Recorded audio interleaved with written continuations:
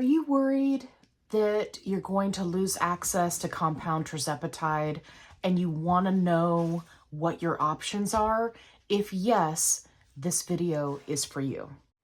Hey everybody, it's Allie. I'm on a fantabulous weight loss journey and hopefully you'll subscribe and come along for the ride because I put out new videos every day. So let's jump right into it. If you're on compound tirzepatide, I'm sure that you've seen the videos. I just recently did one if you want to go watch it, talking about the cease and desist letters that Eli Lilly is pumping out to local med spas, doctors' offices, places that are providing people access to compound tirzepatide.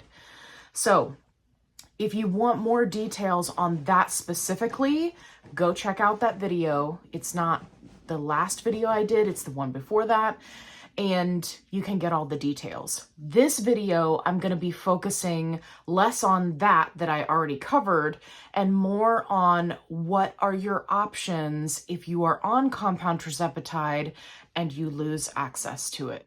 First and foremost, what I want you to do today, I don't want you to wait. I don't want you to think, oh, I'm going to do it later. I want you to report any shortage of Zepbound and or Mounjaro, which is name brand Tirzepatide, in your area. You just go to the FDA site. It is linked in my description box below. You fill out some information. It takes less than a minute to do.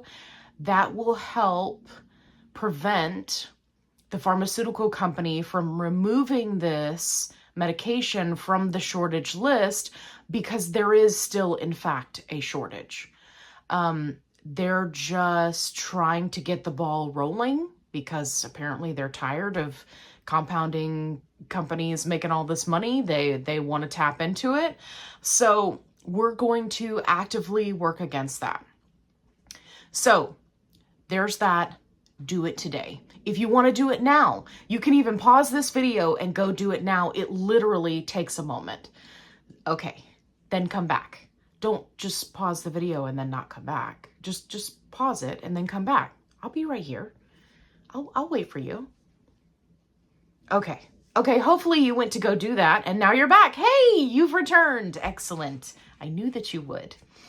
So let's talk about your next step. Now that you've reported the shortage in your area so that we can keep tirzepatide on the shortage list because it is, in fact, in shortage, the next thing you're going to want to do is you're going to want to check out this website. Now, in full transparency, and you guys know that's how I roll, if you fill out the information on this website for them to tell you what weight loss medications are covered by your insurance, they are absolutely going to advertise to you. It's very smart on this company's part to create these trackers where they'll tell you, where available doses are. And then also this new tracker that they essentially take a look at your insurance and then tell you what's covered and what isn't. So if you do not want to be advertised to, you can simply contact your insurance company directly and figure out what weight loss medications are covered and which ones are not. If you don't want to deal with that hassle and you don't mind unsubscribing from a bunch of advertisements from Ro, then you can use the website, which I have over here to the right, my left, and you can input your insurance information so that within, I think it says like 24 to 48 hours, they will send you information about what is covered. That's step 2. So step 1, we're going to report shortage. Step 2, we're going to figure out what other weight loss medications are covered other than just, tirzepatide. Okay. Now, assuming that you've done that, let's talk about your next option. While you wait either for your insurance company to get back to you or Ro to get back to you with what is covered, you're going to want to take a look at Semaglutide. Now, For many of us, myself included, who have been on tirzepatide and had huge success, one of the things that we worry about is, am I going to have done all this work, lost all this weight? I'm now healthier, but I'm not done. I'm not at my goal weight. I'm not at a healthy weight yet. What can I do to keep me from gaining weight, right? Because as I've stated in previous videos, obesity specialists and endocrine specialists are now saying that people should not just stop GLP-1 medications cold turkey, that they should taper off after doing maintenance, right? Once they reach their goal weight. So if it's being yanked out from underneath you, not much you can do about that. So what can you do? We're going to look at semaglutide. Right now, Novo Nordisk is saying that semaglutide is going to be in shortage for the rest of this year, being 2024. So it is a relatively safe bet to say that you could switch from compound tirzepatide to compound semaglutide. What does that mean for your weight loss journey? Well, it means one of a few options. So one, you may switch to semaglutide, and because it's not as strong and not as effective as tirzepatide, you may find that you are no longer losing weight.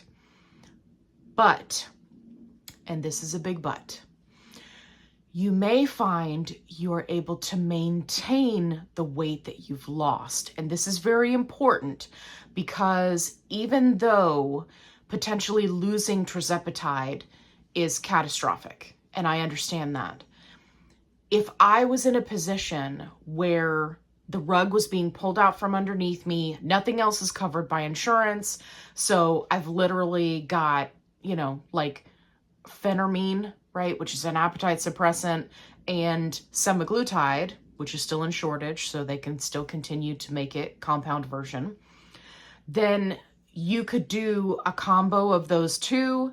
And if you don't lose weight, you could just focus on maintaining that weight, because next year they're predicting that the next level of GLP-1 meds is going to be hitting the market, and you could try to get a hold of that, right? So like your retatrutide, those things.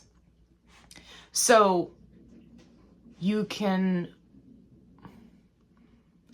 resign yourself to maintaining the weight that you've lost. I know that's not ideal. I know nobody wants to hear that.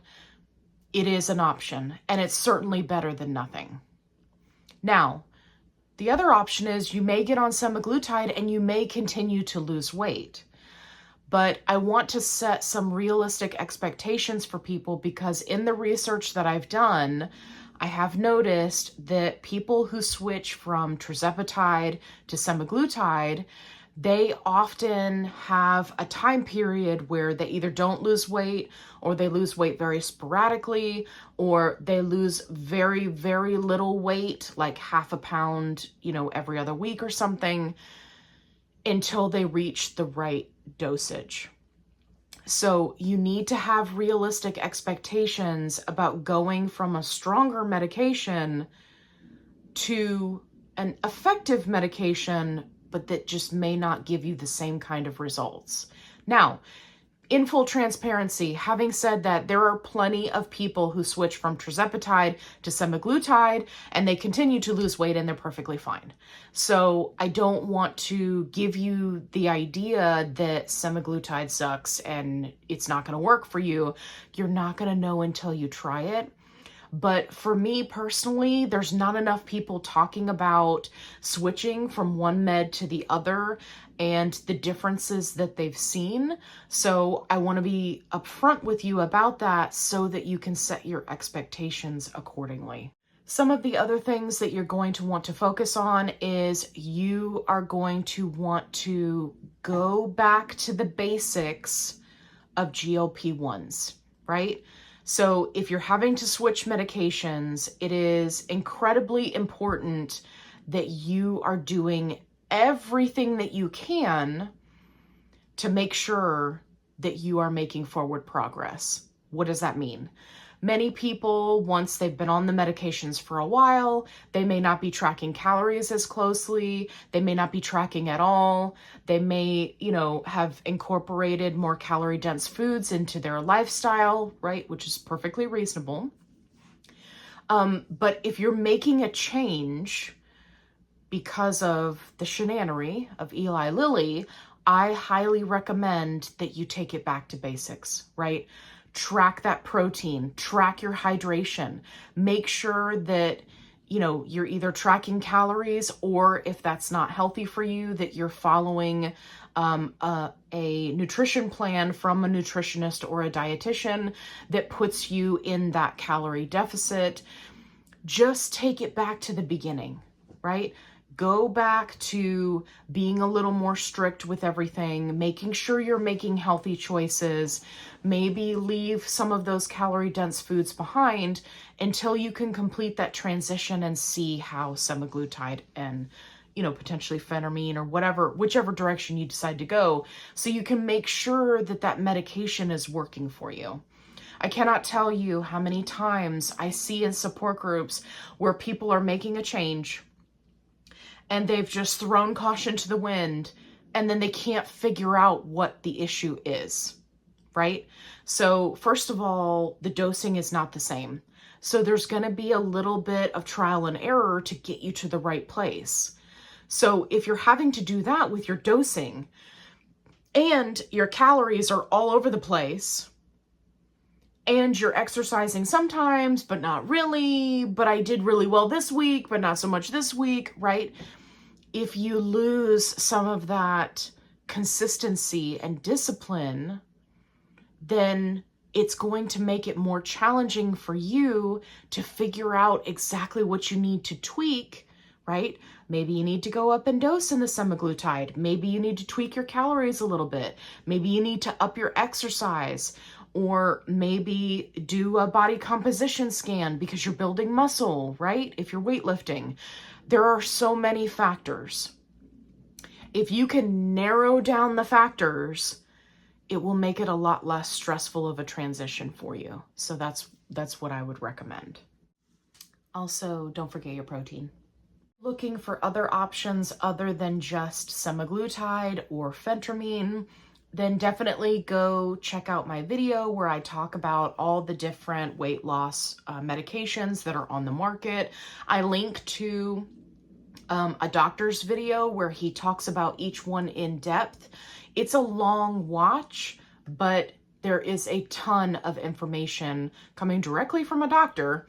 So, because last time I checked, I am not a doctor and this is not medical advice. I'm just trying to help you out because I know that people are super stressed out about what's happening right now. If you found this video helpful, definitely give me a thumbs up, share it with a friend who may also be struggling to, with this whole tirzepatide compound thing. If you're looking for a positive only support group, I've got you covered. Link is in the description box below. Don't forget to subscribe. Check out my other videos. I have other helpful tips, tricks, recipes, food ideas, a lot of really helpful stuff.